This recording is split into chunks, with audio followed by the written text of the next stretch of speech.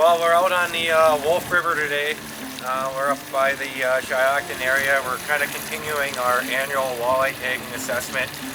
So today we'll be going out on some of the marshes, looking to tag some walleye, get size structure information, and we'll see what we get. This year we've got a little bit higher water than what we had earlier on. We had a lot of snow up here, so the water levels have come up and some of the marshes have actually flooded over the last few days. So we'll go into the marsh and see what we find.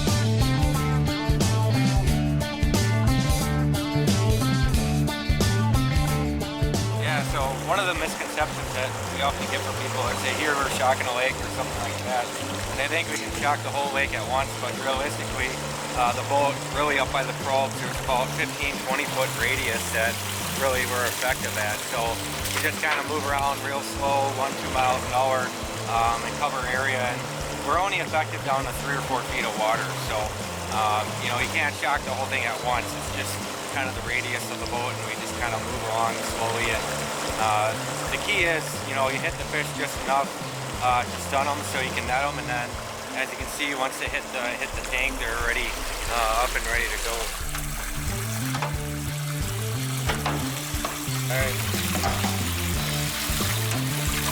Alright, so we're working up the fish yet. We just got done collecting. What we're doing is we're taking lengths and figuring out what the sex and stage is of each fish. So this is a 22.5. It's a female. We call it green, meaning it still has its eggs yet. So it didn't lay their eggs yet. And then we put a foy tag in it. And this foy tag has our Oshkosh DNR address on it. And then it's also got a specific fish ID number. So we ask anglers if they catch it to report it to us, so we can estimate exploitation and track movement. And it also is a nice thing for the angler. We send them a certificate that tells them where we take the fish, how far it's moved, you know, and kind of gives you an idea of the history of the fish that you caught. So one of the things that we're doing the last 2 years is we've been putting out about 200 reward tags. So these are tags that are pink in color, and they actually are worth $100 for an angler that catches the tag and turns it in. So the idea is you can basically figure just about anyone's going to turn that tag in for $100, and we can compare that versus our standard yellow tags to get a good idea on what the actual tag reporting rate is. The tags are valid for 1 year after we tag them, so this one here is valid till March 31st of 2019. It's a 24-2 spent female, so it's got all the information on there. You can send it to the Oshkosh DNR address, or you can email it to DNR Winnebago System Tag Returns at wisconsin.gov.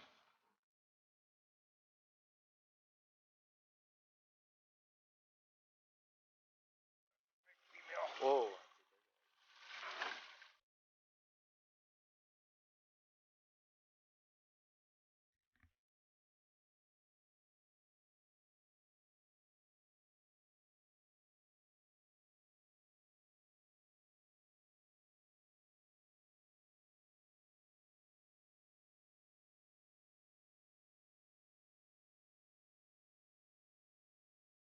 Alright, so we're just kind of finishing up with tagging here. We'll keep tagging a little bit more today yet, but we probably only got a couple more days left. The water temps are warming up pretty quick, 40 to 50 degrees, so with the sun coming out, the marshes are warming up real fast, and the spawn is probably going to get to peak level in the next couple days here. One thing that has been kind of a big topic the last couple of months has been walleye regulation change discussion that we've been having on the system. Since 2016, we've kind of been trying to do more public outreach, getting in contact with clubs, and we had 3 public meetings back in March just to kind of give a status update of the walleye population and begin getting feedback from the public and and local stakeholders on what they think of the approach. One of the things that we're seeing is some higher exploitation on immature females and adult females in certain years. When you don't get a shad hatch, exploitation can be pretty high on some of those fish. So we're just looking at getting public feedback at this time to see, you know, what the feedback's like and if a 3 bag is something that you know, would work out pretty well on the system here.